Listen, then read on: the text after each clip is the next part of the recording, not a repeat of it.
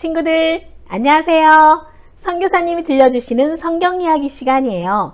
오늘은 제목이 신약 성경이 한눈에 보여요.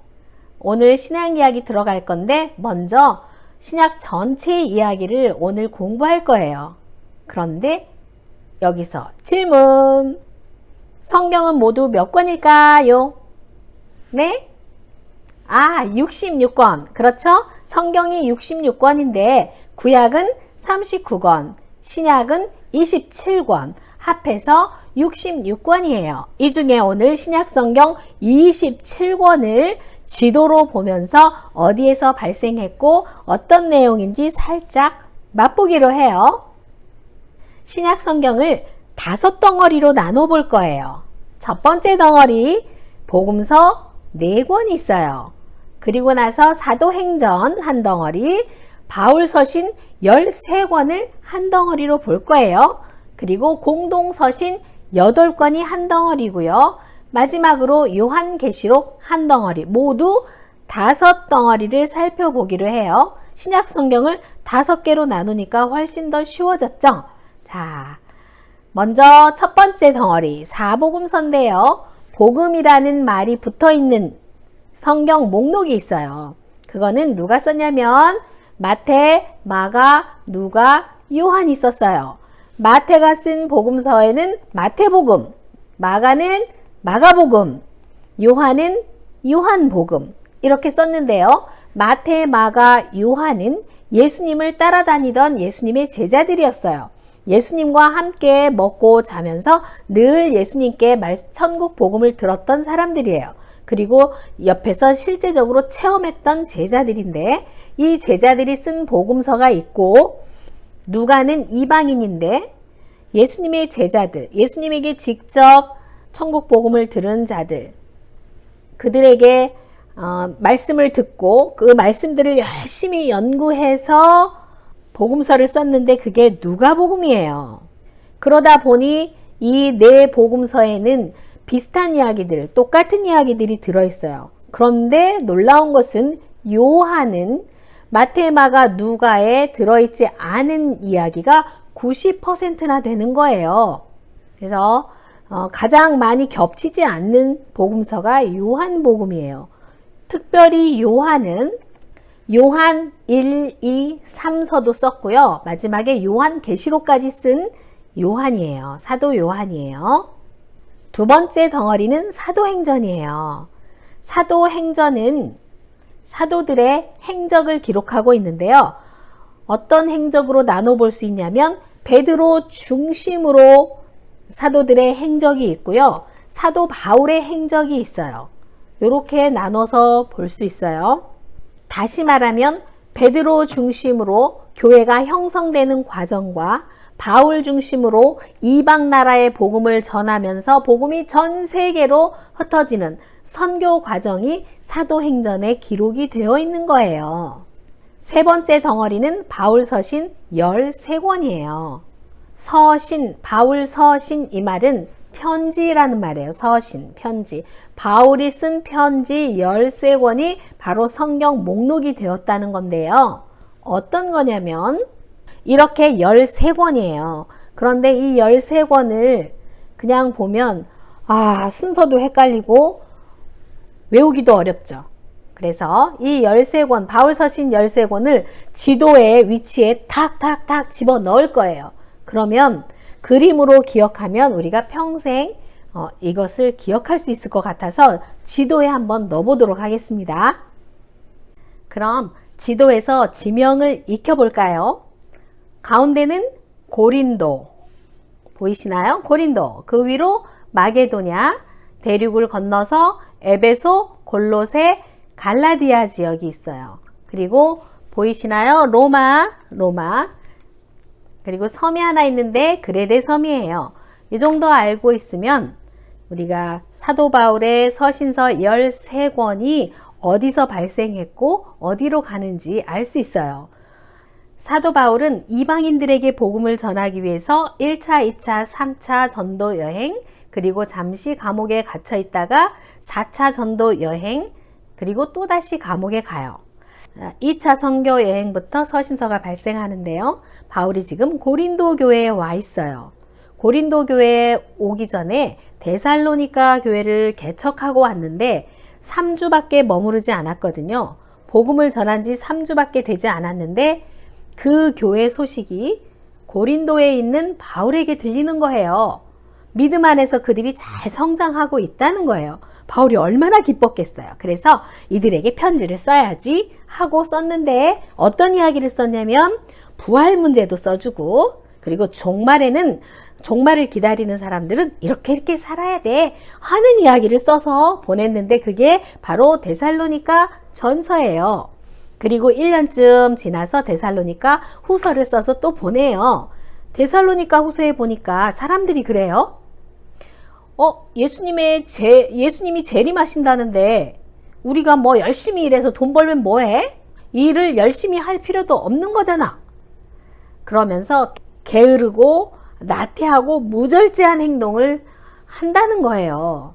바울은 그런 사람들에게 데살로니가 전서에서 다 하지 못했던 종말에 대한 교훈들을 이 데살로니가 후서에서 써서 보냈어요. 그리고 나서 아직 고린도에 머물러 있을 때인데요. 1차 선교 여행 때 복음을 전했던 갈라디아 지역 교회에서 이상한 소리가 들리는 거예요. 바울은 자기 생명을 다 바쳐서 예수 그리스도만 믿으면 구원이야 라고 전했는데 거짓 교사들이 들어와서 갈라디아 교회를 다 흩어놓았대요. 바울이 전한 복음은 가짜야. 그러니까 율법을 지켜야 돼. 할례를 행해야 돼. 이렇게 전한 거예요. 그 소식을 들은 바울은 현재 고린도에 있으면서 갈라디아 교회에 편지를 써서 보냈는데 그게 갈라디아서예요. 2차 선교 여행이 끝나고 이제 3차 선교 여행이 시작됐는데 에베소에 머물러 있을 때예요. 바울이 에베소 교회를 개척하고 그곳에 머물러 있을 때인데 2차 때 개척했던 고린도 교회에서 사람들이 오는 거야. 그 교회에 문제가 있다는 거예요. 그래서 여러 가지 문제들을 적어서 바울에게 그 문제들을 해결해 주세요 하고 가져왔는데 그 문제에 대한 답변으로 바울이 써서 보낸 것이 고린도전서예요. 그리고 나서 또 소식이 들리는데 고린도 사람들은 바울 사도를 가짜라고 생각한다는 거예요. 사도가 아니라고 생각한다는 거예요. 그래서 바울은 너무나 슬퍼서 한번 다녀왔지만 그래도 눈물로 편지를 써서 다시 보냈어요. 그 편지는 지금 전해지지 않지만 별명이 있어요. 눈물로 쓴 편지. 그런 별명을 가지고 있는 편지인데 우리에게는 전해지지는 않아요. 그리고 나서 바울은 에베소를 떠나 마게도냐를 가는 거예요. 마게도냐에 있을 때 고린도 교회 소식이 들려왔어요. 바울 선생님을 사도로 인정하지 않는다는 고린도 교회에서 그 문제가 해결됐다는 거예요. 이제는 고린도 사람들이, 고린도 교회 성도들이 바울을 사도로 인정한대요. 얼마나 기뻤겠어요. 그래서 바울이 마게도냐에서 쓴 편지가 고린도 후서예요. 고린도 후서를 쓰고 다시 여행이 시작되는 거죠. 여행이 시작돼서 고린도 교회에 왔어요. 고린도 교회에 와서 겨울을 지내는 동안 로마서를 씁니다. 로마서에는 로마 교회가 후원해 준다면 내가 스페인까지 가서 복음을 전할 수 있겠습니다. 네, 후원해 주세요 하는 그런 내용이 들어있고요. 유대인이나 헬라인이나 이방인이나 모두 죄인입니다. 율법의 행위로는 아무도 의롭다함을 얻지 못해요. 오직 믿음이에요. 오직 십자가 복음이에요. 오직 믿음으로 의롭게 되는 거예요 하고 설명하고 있어요. 그래서 로마서는 성경 66권 중에 가장 논리적이고 가장 체계적으로 복음을 설명한 책이라고 말하고 있어요. 이 로마서 역시 고린도에서 썼어요. 그러다가 바울이 로마 감옥에서 약 2년 동안 감금 생활을 합니다. 그때 쓴 옥중 서신이 있는데요. 빌레몬서, 골로새서, 에베소서, 빌립보서예요. 빌레몬서, 빌레몬은 골로새 교회 지도자인데요. 빌레몬에게 편지를 보냈어요. 왜냐하면 빌레몬의 종 하나가 도망 나왔는데 그 종 이름이 오네시모예요. 오네시모가 믿음의 형제가 되었으니까 용서해 주세요 하는 편지이고요. 빌레몬이 사역하고 있는 골로새 교회에 또 한 통의 편지를 썼는데 그게 골로새서예요. 자, 두 권이 같은 교회로 갈 건데 가는 길에 근처에 있는 에베소 교회에 또 한 통의 편지를 전달해 주세요 하고 쓴 게 에베소서. 자, 이 세 통의 편지를 같은 지역으로 보내고요. 빌립보서는 이 세 통과 다르게 마게도냐 지역으로 갑니다. 마게도냐 지역에 있는 빌립보 교회에 보내지는 건데 그동안 늘 헌금을 잘해줘서 너무 고마워요. 나를 잘 돌봐줘서 정말 감사해요 하는 그런 편지죠.